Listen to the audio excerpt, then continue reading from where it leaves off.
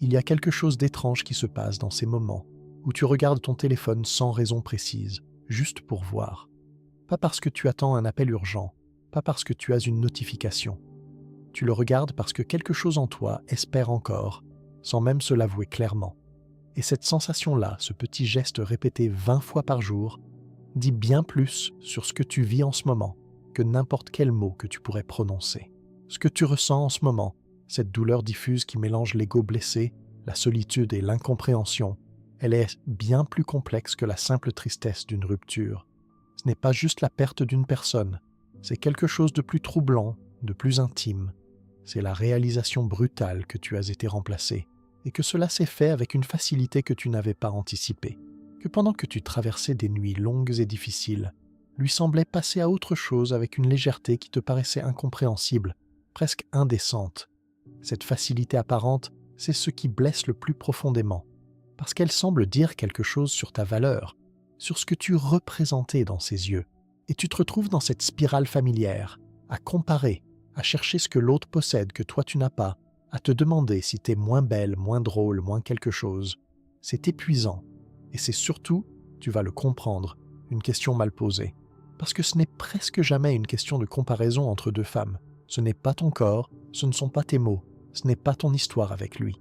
Ce qui s'est passé est bien plus subtil et surtout bien plus réparable que ce que tu crois en ce moment. La vraie question n'est pas ce qu'elle a de plus que toi. La vraie question, celle qui change tout quand on ose vraiment se la poser, concerne la manière dont tu t'es donné dans cette relation. Sans t'en rendre compte, tu as peut-être glissé vers quelque chose que beaucoup de femmes vivent sans jamais le voir. Porté par la peur de le perdre, par cette envie profonde d'être inoubliable, tu as commencé à prouver ta valeur au lieu de simplement l'habiter. Chaque geste, chaque mot, chaque attention portait cette intention silencieuse. Me vois-tu? Suis-je assez? Es-tu heureux avec moi? Et c'est là, dans cette fréquence particulière, que quelque chose a changé entre vous. L'inconscient féminin pense souvent que plus on donne, plus on devient indispensable.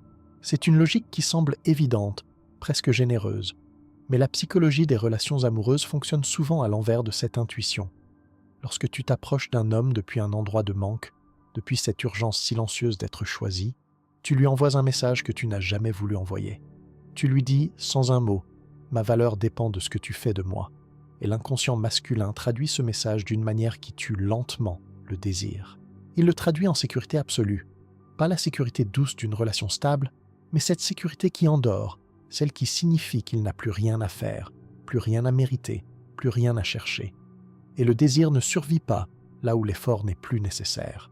Ce n'est pas une cruauté de sa part, c'est une mécanique humaine profonde que peu de gens comprennent vraiment. Il y a un grand paradoxe au cœur des relations. On ne peut pas désirer ce qu'on considère comme définitivement acquis. C'est une vérité inconfortable, parce qu'elle semble punir celles qui aiment le plus sincèrement. Mais elle ne parle pas de la qualité de ton amour. Elle parle de l'endroit intérieur depuis lequel tu aimais. Tu as aimé depuis le manque.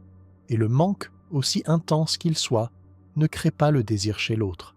Il crée de la compassion parfois, de la tendresse souvent. Mais pas cette tension vive, imprévisible, qui maintient quelqu'un éveillé à 3 heures du matin en pensant à toi. Pas cette inquiétude douce qui pousse à envoyer un message sans vraiment savoir pourquoi, juste pour vérifier que l'autre est là, qu'elle existe toujours quelque part dans le monde. Comprendre cela ne te rend pas responsable de ce qui s'est passé au sens d'une faute. Tu n'as rien fait de mal intentionnellement. Tu as simplement suivi un script relationnel que personne ne t'a vraiment appris à remettre en question. Ce script dit que plus tu prouves, plus tu es aimé. Ce script dit que l'amour se mérite par le sacrifice, par la disponibilité totale, par l'effacement de tes propres besoins. Il circule dans les films, dans les chansons, dans les histoires qu'on nous raconte sur ce qu'est une bonne partenaire. Et beaucoup de femmes l'ont suivi avec toute leur sincérité, et beaucoup s'y sont perdues. La véritable transformation commence à un endroit précis, pas dans un changement de style ou de comportement visible. Elle commence dans une question que tu n'as peut-être jamais osé te poser vraiment. Pourquoi, au fond de moi, avais-je besoin d'être choisie par lui pour me sentir précieuse? Cette question n'est pas une accusation, c'est une clé. Elle déplace tout. Elle te sort du rôle de quelqu'un qui attend d'être validé pour te remettre exactement là où tu aurais toujours dû être, dans la position de celle qui choisit. Dès que cette question commence à résonner honnêtement en toi, Quelque chose change dans ta manière d'occuper l'espace. Pas de manière performative, pas parce que tu as décidé d'adopter une nouvelle tactique, mais parce que ton énergie ne cherche plus à convaincre. Elle n'est plus dans la demande. Elle commence à rayonner depuis un lieu différent, plus profond, plus stable.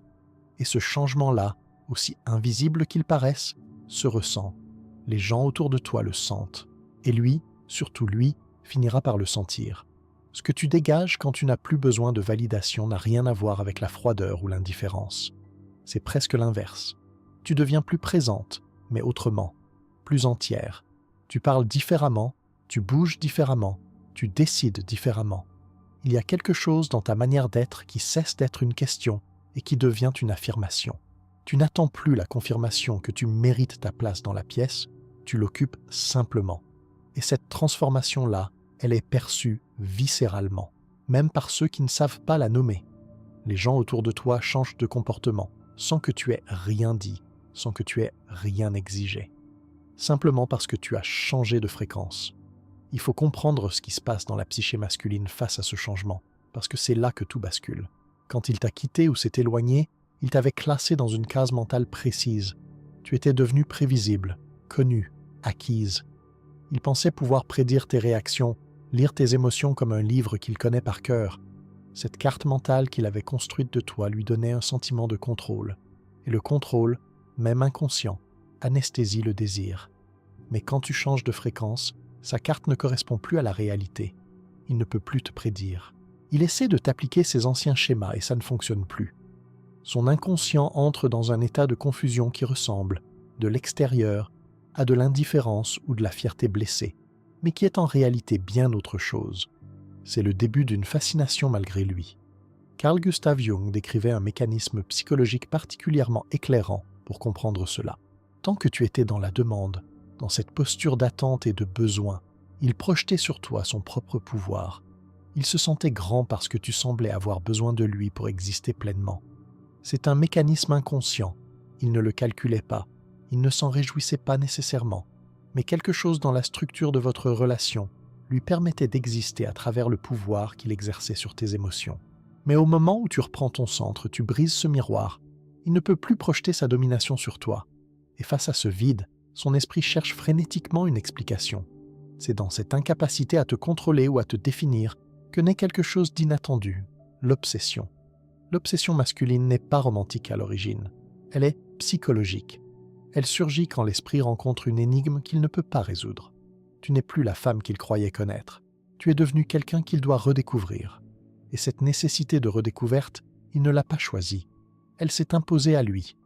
Le premier pas vers ce statut de femme inoubliable n'est donc pas de devenir inoubliable pour lui. C'est de le devenir pour toi-même. De rendre ton processus intérieur si authentique, si solide, que l'histoire qu'il se racontait à ton sujet soit forcée de se réécrire d'elle-même. Ta nouvelle version n'a rien à prouver. Et c'est précisément cette absence de besoin de validation qui le déséquilibre plus profondément que n'importe quelle stratégie visible. L'homme qui pensait trouver mieux ailleurs se retrouve face à un constat qu'il n'anticipait pas. Aucune autre femme ne dégage cette même force tranquille, ce même mystère, cette même certitude sereine que tu incarnes maintenant. Il sent que quelque chose lui a échappé, quelque chose qu'il ne peut ni copier ni remplacer, parce que ce quelque chose, c'est ton authenticité retrouvée. Et c'est la loi la plus ironique du désir. Le jour où tu n'as plus besoin de son attention pour exister pleinement est exactement le jour où il commence à te chercher partout. Laisse-moi te raconter l'histoire de Sophie pour que ce que nous venons de voir devienne concret, presque tangible. Sophie était ce que beaucoup appelleraient la partenaire idéale, douce, toujours disponible, compréhensive sans limite. Quand il annulait un rendez-vous au dernier moment, elle répondait dans la minute avec un sourire dans les mots « Ce n'est pas grave, repose-toi bien ». Elle avait éliminé tout frottement, tout imprévu, tout espace de friction entre eux. Elle croyait sincèrement qu'en étant la femme la plus facile à vivre, elle devenait indispensable. Après 6 mois, il l'a quittée avec des mots d'une banalité dévastatrice. « Tu es génial, mais il manque une étincelle. » Sophie était anéantie. Elle avait tout donné, tout lissé, pour finir par être décrite comme quelque chose d'aussi excitant qu'un meuble confortable. Elle avait voulu être irremplaçable et elle était devenue invisible. Ce que Sophie a compris ensuite a tout changé. Elle ne lui manquait pas parce qu'elle avait fait quelque chose de mal. Elle lui manquait parce qu'elle était devenue linéaire, prévisible dans chaque geste, dans chaque réaction, dans chaque sentiment. Et la prévisibilité est l'ennemie silencieuse du désir masculin. Le cerveau humain, et particulièrement l'inconscient masculin, se désintéresse de ce qu'il peut anticiper à la perfection. Il a besoin de contraste pour rester en éveil. Sophie a alors appliqué ce qu'on pourrait appeler la loi du contraste émotionnel, non pas en devenant quelqu'un d'autre, non pas en jouant un rôle, mais en cessant de s'éteindre pour ne pas prendre trop de place. Elle a arrêté d'être une ligne droite pour redevenir ce qu'elle était vraiment. Une femme avec de la profondeur, avec des frontières, avec des silences qui signifient quelque chose. La prochaine fois qu'il est revenu, parce qu'ils reviennent toujours vérifier si leur objet est encore à sa place, Sophie n'a pas réagi comme d'habitude. Elle n'a pas répondu immédiatement avec cet enthousiasme qui trahissait son soulagement. Elle a attendu. Et quand elle a répondu, elle était chaleureuse mais brève. Elle n'était plus en colère, elle n'était plus blessée, mais elle n'était plus acquise non plus. Cette nuance, aussi subtile qu'elle paraisse, a créé quelque chose d'inattendu dans l'esprit de cet homme. Il y a une différence fondamentale entre être instable et avoir un spectre émotionnel large. L'instabilité fait fuir. La profondeur fascine. Sophie n'est pas devenue imprévisible dans le mauvais sens du terme. Elle n'est pas devenue lunatique ou froide. Elle est devenue entière, pour reprendre le mot de Jung. Elle a embrassé ce qu'elle avait longtemps comprimé. Ses frontières, ses désirs propres, sa capacité à ne pas être disponible à tout moment. Elle a appris à être tendre mais ferme, proche mais avec des limites infranchissables. Voilà comment appliquer cela concrètement. Dans sa tête, il a construit une carte de tes réactions. Il sait que si tu es dans telle situation, tu répondras de telle façon. Il connaît tes boutons, il connaît tes schémas. L'objectif n'est pas de le surprendre pour le manipuler. L'objectif est de ne plus te conformer à une carte que tu-même as dépassée. Là où tu cédais par peur de le perdre, pose aujourd'hui une limite élégante et ferme. Là où tu t'expliquais en paragraphes entiers pour être comprise, choisis le silence digne. Là où tu montrais un intérêt débordant, laisse maintenant l'espace respirer. Ce changement crée un décalage dans son système de prédiction. Son inconscient, habitué à ta routine émotionnelle, se réveille en sursaut. Il remarque que tu ne réagis plus comme avant, et cette simple observation suffit à planter une graine. Il commence à vouloir comprendre. Il commence à vouloir reconquérir un espace mental qu'il pensait avoir sécurisé. Et comme tu ne joues plus selon les anciennes règles, il reste accroché à cette question sans réponse. Mais voici ce qui est crucial. Tenir cette position quand le cœur tremble est l'une des choses les plus difficiles qui soient. Parce que l'impulsion de contacter, de vérifier, de renouer le lien est puissante. Elle ne disparaît pas du jour au lendemain. Ce que Sophie a appris à faire dans ces moments-là, c'est une pratique simple mais radicale. Chaque fois qu'elle ressentait l'envie de lui envoyer un message ou de regarder ce qu'il faisait, elle s'arrêtait et se posait une question précise. Qu'est-ce que j'essaie d'obtenir de lui en ce moment que je ne me donne pas à moi-même? Parfois c'était de la réassurance, parfois de l'attention, parfois juste la confirmation qu'elle comptait encore. Et une fois cette chose identifiée, elle se la donnait directement. Si c'était de l'attention, elle prenait soin de son corps. Si c'était le sentiment d'exister, elle accomplissait quelque chose de significatif pour elle. Ce mécanisme semble simple. Il est en réalité profondément transformateur parce qu'il reprogramme l'association que ton cerveau a construite entre cet homme et ta source de bien-être. En faisant cela, tu deviens progressivement autonome. Non pas froide, non pas détachée au sens de l'indifférence, mais autonome dans le sens le plus beau du terme. Tu n'as plus besoin d'une source extérieure pour te sentir entière. Et paradoxalement, c'est cette autonomie qui génère l'attraction la plus puissante. Sophie a remarqué quelque chose d'étrange au fil des semaines. Non seulement elle se sentait de mieux en mieux, mais il appelait souvent précisément dans les heures où elle avait choisi de rediriger son énergie vers elle-même, comme s'il percevait, d'une façon qu'il ne pouvait pas nommer, qu'elle s'éloignait, pas physiquement, vibrationnellement. Il existe quelque chose que les neurosciences et la psychologie confirment chacune à leur manière.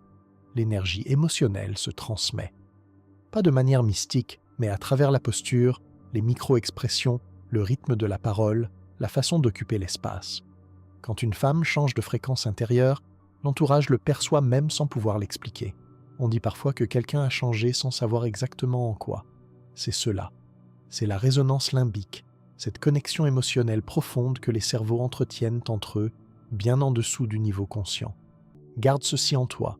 surtout dans les moments de doute. Tu n'es pas une habitude, tu es un événement. Une habitude est rassurante, mais elle n'éveille plus rien. Un événement est rare, on l'anticipe, on le respecte, on s'en souvient longtemps après. En devenant imprévisible dans ta bienveillance, en offrant ce mélange de douceur et de force, tu deviens cette femme qu'il ne peut pas ranger dans une case. Tu deviens un mystère vivant, pas parce que tu caches quelque chose, mais parce que tu contiens quelque chose qui ne se laisse pas réduire. Ce n'est pas de la manipulation, c'est quelque chose de bien plus profond. Tu éduques ton propre inconscient à cesser d'avoir peur de perdre, et par ce mouvement, tu changes la dynamique entre vous à un niveau que les mots ne peuvent pas atteindre. Sophie n'a pas eu besoin de crier pour se faire entendre. Son changement d'énergie a parlé plus fort que n'importe quel reproche, n'importe quelle conversation, n'importe quelle lettre. Elle a cessé d'être la femme qui attend pour devenir la femme qui vit. Et c'est à ce moment précis, et seulement à ce moment-là, qu'il a compris ce qu'il avait laissé partir. Non pas parce qu'elle avait fait quelque chose de spectaculaire, mais parce qu'elle avait cessé de se faire toute petite pour tenir dans la case qu'il lui avait assignée. Elle avait repris toute sa taille. Et cette taille-là, il ne l'avait jamais vue vraiment. Il y a un aspect de ce processus qu'il faut aborder directement, parce que c'est là que la plupart des femmes se trompent de chemin. La tentation est grande, quand on commence à comprendre ces mécanismes, de les utiliser comme des outils stratégiques, de disparaître pour créer un effet, de ne pas répondre pour le faire réagir, de feindre le détachement pour réveiller l'intérêt. Et ça peut fonctionner à court terme. Mais ce n'est pas ce dont nous parlons ici, et voici pourquoi. Si tu te retires dans le silence parce que tu es consumé par la douleur ou la colère, il le percevra. Pas nécessairement consciemment, mais il sentira la lourdeur de ce silence. Ce silence-là n'est pas mystérieux. Il est bruyant de reproches non dits. Il ne créera pas le désir, il créera de la culpabilité ou de la distance défensive. Et si tu fais semblant de ne plus avoir besoin de lui alors qu'au fond tu attends encore ses messages, tu joues un rôle que ton corps contredira à la première occasion. Ce qui change tout, c'est l'authenticité du lâcher-prise. Ce n'est pas un acte de disparition physique, c'est une reprogrammation mentale réelle. C'est le moment où tu te retires, non pas parce qu'il t'a fait mal, mais parce que tu as trouvé en toi une source de paix qui est genuinement plus intéressante que son indifférence. Tu n'as pas besoin de simuler cela. Tu ne peux d'ailleurs pas le simuler durablement, parce que le corps et l'énergie ne mentent pas sur la longueur. Ce que tu dois faire, c'est le vivre vraiment. Le laisser se produire, pas le jouer. Le message inconscient que tu envoies change alors complètement. Ce n'est plus « je boude », c'est « je me suis choisi » et ma vie est pleine sans toi. Cette différence est immense. Elle est la frontière entre une tactique et une transformation. Laisse-moi te raconter une autre histoire, celle d'Isabelle, parce qu'elle illustre quelque chose de différent, quelque chose de plus profond encore que ce que Sophie a vécu. Isabelle n'était pas dans une relation ordinaire. Elle était coincée depuis des années dans ce que beaucoup reconnaîtront. La relation on-off, ce cycle douloureux où l'on revient et repart, où l'on espère et on souffre, où l'on justifie l'injustifiable au nom d'un lien qui semble unique. Isabelle était la femme refuge. Quand il avait un problème, elle était là. Quand il voulait de l'affection sans engagement, elle était là. Elle était celle qui comprenait tout, qui pardonnait tout, qui ne fermait jamais vraiment la porte. Elle croyait, sincèrement, que sa loyauté inébranlable finirait par payer. Elle pensait que si elle tenait assez longtemps, il verrait enfin sa valeur et choisirait de rester vraiment. Il l'avait résolu pour utiliser une image juste. Il avait résolu l'équation Isabelle depuis longtemps. Il savait ce qu'il obtiendrait en frappant à sa porte. Il savait qu'elle serait là à son retour après chaque disparition. Et cette certitude, aussi confortable qu'elle était pour lui, avait tué toute forme de tension, de questionnement, d'excitation. Il n'avait pas besoin de se demander si elle serait là. Elle était toujours là. Un jour, après une énième absence de sa part, quelque chose s'est déplacé en Isabelle. Pas dans un éclat de colère, pas dans une décision spectaculaire. Quelque chose de bien plus silencieux et de bien plus définitif.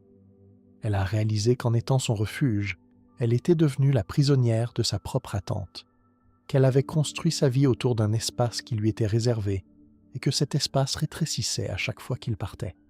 Elle a décidé de changer la serrure de son âme. Ce changement, Jung l'appellerait une rénovation de la persona. Non pas un masque nouveau, mais un retour à quelque chose de plus authentique, de plus souverain. Isabelle a cessé d'analyser chacun de ses gestes à elle pour commencer à vivre les siens. Elle a recommencé à exister pour elle-même, à avoir des projets qui ne dépendaient pas de ses retours, à occuper son propre espace avec une plénitude qu'elle avait oublié connaître. Quand il est revenu 3 semaines plus tard, s'attendant à retrouver la même Isabelle légèrement blessée mais soulagée de le voir, il a frappé quelque chose d'inattendu. Elle lui a ouvert la porte. Elle était polie, calme, présente. Mais elle n'était plus accessible de la même façon. Elle n'avait pas ouvert son énergie avec lui. Elle émanait une paix tranquille qui ne le concernait plus vraiment. Une paix qui n'était pas contre lui, mais qui existait indépendamment de lui. Et son cerveau à lui est entré dans une confusion profonde. 2 versions d'Isabelle se battèrent dans sa tête. Celle qu'il croyait posséder, celle qui attendait, celle qui était toujours là, et cette nouvelle femme souveraine qu'il ne reconnaissait plus. Jung disait que la psyché ne supporte pas le vide. Face à cette nouvelle Isabelle qu'il ne pouvait plus prédire, son esprit a été forcé de créer une nouvelle narration pour la comprendre. Il a dû la regarder à nouveau, vraiment la regarder, avec des yeux neufs. Et dans ce nouveau regard, quelque chose a changé de main. Il y a eu un moment silencieux entre eux, mais d'une densité particulière. Il a essayé de lancer une de ces vieilles plaisanteries, ces petits codes qu'il partageait, pour tester si la complicité habituelle était encore là, pour vérifier s'il avait encore le contrôle sur la dynamique.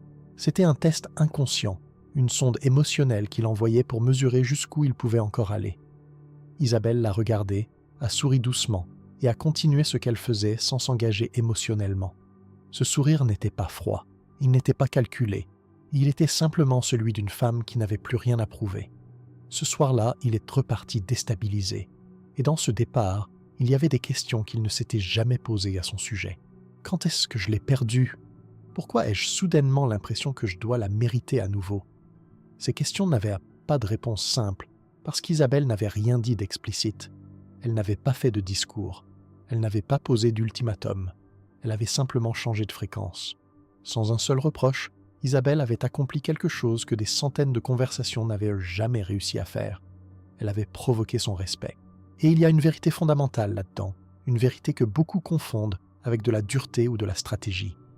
Le respect ne se demande pas. Il ne s'obtient pas par les mots ni par les larmes. Il s'impose par quelque chose qu'on appelle la congruence. La congruence, c'est quand tes actes, ton énergie et tes limites sont parfaitement alignés avec ce que tu es réellement. Isabelle ne jouait pas à être détachée. Elle l'était devenue parce qu'elle s'était rappelée de sa propre valeur. Pas dans un sens arrogant, pas dans un sens défensif. Dans le sens le plus simple et le plus profond. Elle avait arrêté de se considérer comme quelqu'un qui devait être prouvé et elle s'était reconnue comme quelqu'un qui avait simplement à être. Ce que nous touchons ici dépasse la question d'un homme en particulier. Cela touche à quelque chose de plus universel, que Jung appelait l'empreinte énergétique. Un homme peut oublier ton visage avec le temps. Il peut oublier les mots exacts que vous avez échangés. Il peut même, à force de distance, construire une version édulcorée de ta présence dans sa mémoire. Mais il ne peut jamais vraiment oublier comment il se sentait en ta présence quand tu étais dans ta pleine puissance. Cette sensation-là, elle reste. Elle s'inscrit à un niveau que la volonté ne peut pas effacer. Isabelle n'avait plus rien à prouver. Elle était devenue une expérience qui devait être redécouverte. Et cette expérience particulière, ce mélange rare de paix et de fermeté, de chaleur et de frontières claires, de présence sans besoin, est quelque chose que l'inconscient masculin ne sait pas comment traiter. Habitué au drame ou à la facilité, il ne connaît pas de catégorie pour une femme qui vibre haut, sans rancune et sans attente. Alors il cherche, il compare. Et il trouve que les autres femmes manquent de quelque chose qu'il n'arrive pas tout à fait à nommer. Aujourd'hui, Isabelle n'est plus un souvenir pour lui. Elle est devenue un standard. Elle est devenue l'aune à laquelle toutes les autres sont mesurées, non pas parce qu'elle est plus belle ou plus intelligente, mais parce qu'elle possède une signature qui lui appartient entièrement. Cette signature ne peut pas être copiée, parce qu'elle n'est pas une performance. Elle est le résultat d'un travail intérieur réel, profond, irréversible. Tu es en train de faire ce même travail. Peut-être que tu ne le vois pas encore clairement. Peut-être que certains jours tout semble encore flou, encore douloureux. Mais quelque chose est en train de se déplacer en toi. Tu es en train de passer du statut de femme qui a peur d'être oubliée à celui de femme qui sait qu'elle a marqué une âme au fer rouge. Pas par la douleur, par l'élévation. La différence entre ces deux femmes est immense. Celle qui a peur d'être oubliée se contracte. Elle cherche les preuves qu'elle compte encore. Elle surveille les signaux. Elle interprète chaque silence comme une confirmation de ses pires craintes. Elle dépense une énergie considérable à surveiller quelque chose qu'elle ne peut pas contrôler. Celle qui sait qu'elle a laissé une empreinte s'étend. Elle vit, elle crée, elle avance. Et cette différence d'orientation, intérieure mais totale, change la qualité de chaque interaction, de chaque moment, de chaque choix. Ce que tu es en train de traverser, Jung l'appelait l'individuation. Ce processus par lequel une personne cesse d'être définie par ses relations et ses rôles pour devenir un monde entier, complet en lui-même. Tu as cessé de chercher à être la moitié parfaite d'un couple pour commencer à être une totalité. Et une totalité a sa propre gravité. Elle n'a pas besoin de courir après quoi que ce soit. Elle attire, naturellement, parce qu'elle est. Elle n'a pas besoin de performer, de convaincre, de prouver. Elle existe, pleinement, et cette existence suffit à tout mettre en mouvement autour d'elle. Un monde entier attire. Il ne supplie pas. Il y a quelque chose de puissant à comprendre sur la nature de cette transformation, quelque chose qui la distingue de toute forme de stratégie ou de jeu. Ce n'est pas réversible. Une fois que tu t'es vu vraiment, une fois que tu as senti ce que ça fait d'exister depuis un endroit de plénitude plutôt que de manque, tu ne peux plus revenir en arrière. Pas parce qu'une force extérieure t'en empêche, mais parce que tu n'en as plus envie. Ce retour en arrière n'a plus aucun sens. Ta sérénité désarme ce qu'aucune arme ne peut atteindre. Ton évolution le confronte à sa propre stagnation, même s'il ne le reconnaîtra peut-être jamais ouvertement. Il réalise, avec un mélange d'effroi et de fascination, que tu n'es plus là où il t'avait laissé. Pas géographiquement, vibrationnellement. Tu as bougé, et il ne peut pas suivre ce mouvement en restant ce qu'il était. Un homme peut fuir des mots, il peut ignorer des messages, il peut se distraire avec d'autres visages, d'autres rires, d'autres corps. Mais il ne peut pas échapper à l'empreinte psychologique laissée par une femme qui l'a aimé depuis un espace de conscience, et non de nécessité. Cette empreinte ne disparaît pas avec le temps, elle ne s'efface pas avec les nouvelles rencontres, elle reste là, en dessous de tout, comme une note de basse qu'on entend même quand on ne l'écoute pas. Tu n'es plus une option dans la vie de quelqu'un, tu es devenu une exigence pour la tienne, et c'est cette inversion qui change tout, non pas parce qu'elle te rend plus désirable selon des critères extérieurs, mais parce qu'elle te rend libre. Libre de choisir, libre de ne plus justifier, libre de te laisser rencontrer par ceux qui ont la maturité émotionnelle de te recevoir vraiment. Ne cherche plus jamais à être comprise par des esprits qui ne sont pas prêts à t'entendre. Contente-toi d'être ressenti. Il y a une différence profonde entre ces deux choses. Être comprise, c'est attendre que l'autre fasse l'effort de traverser la distance. C'est dépendre de sa capacité à t'entendre, de sa disponibilité, de sa volonté de faire cet effort. Et tu ne peux pas contrôler cela. Tu n'as jamais pu le contrôler. Être ressenti, c'est rayonner à partir d'un endroit si vrai, si ancré, que ceux qui sont prêts arrivent sans qu'on ait besoin de les guider. Le véritable respect, celui qui dure au-delà de la passion des débuts, celui qui résiste aux absences et au silence, naît dans un espace précis. Il naît quand ton absence a plus de poids que la présence de n'importe quelle autre femme. Pas parce que tu te rends rare de manière artificielle, parce que ta présence est si qualitative, si singulière, que son absence crée un vide que rien d'autre ne peut combler. Tu es devenu ce que certains appelleraient un avant et un après dans sa vie. Non pas comme une blessure dont on ne guérit pas, mais comme une élévation qu'il a effleurée et qu'il n'a peut-être pas su tenir. Tu es cette fréquence qu'il cherchera inconsciemment dans chaque nouvelle rencontre, sans jamais la retrouver tout à fait, parce que cette fréquence t'appartient. Elle n'est pas reproductible. Elle ne peut pas être imitée. Elle est toi quand tu es vraiment toi. Tu as gagné quelque chose de bien plus précieux qu'un homme. Tu t'es gagné toi-même. Et cette victoire-là est silencieuse. Elle n'a pas de bruit de fanfare. Elle ne se poste pas sur les réseaux. Elle se vit dans la qualité d'une matinée où tu te réveilles sans cette anxiété qui cherche une notification. Elle se vit dans la manière dont tu prends tes décisions sans te demander comment il les interprétera. Elle se vit dans ce calme étrange et nouveau, cette sensation d'être à ta place, pleinement, sans avoir besoin de la permission de quiconque. Tu ne le hantes pas comme un fantôme, tu l'élèves, malgré lui peut-être comme une muse inaccessible. Et cette lumière que tu dégages maintenant, cette certitude tranquille que tu te suffis, c'est ce qui te rendra éternel dans sa mémoire. Non pas pour lui faire regretter, non pas pour déclencher son retour, mais parce que c'est simplement ce qui est vrai.